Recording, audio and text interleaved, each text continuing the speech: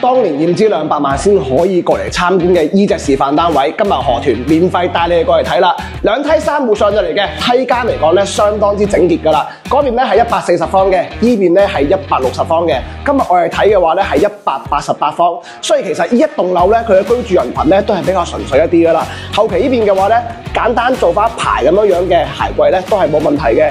咁入到嚟呢隻188方，俾我嘅第一感覺就係佢個餐客廳嘅開間咧係相當之誇張嘅。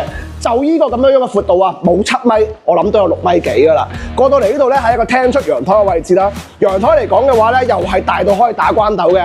一線嘅頭排江景，前面咧係我哋嘅廣船地塊啦，樓下咧亦都喺個濱江綠道嘅，係一直可以通到去成個太古倉同埋打通翻成條環島路都係冇問題㗎啦。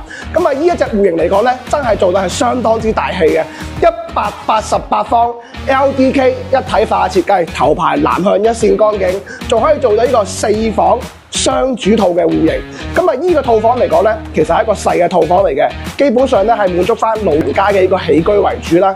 呢邊咧就係我哋嘅一個乾濕分離嘅衛生間，佢呢個裝修嘅質感嚟講咧，係真係比個希月江灣咧大氣唔知幾多嘅。嗱，呢間房咧亦都係一線江景，其實可以作為一個公主房咧都係冇問題㗎啦。咁啊，王子房嚟講嘅話咧，係可以望翻我哋嘅自己嘅小區花園啦。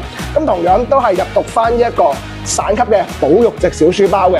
呢邊嚟講咧，就係我哋嘅一個主人套房啦，南北對流嘅，而且嚟講咧係連通翻我哋嘅衣帽間、衛生間咧係唔會對住床頭噶啦。咁啊，空間咁嚟講相當之靚仔嘅。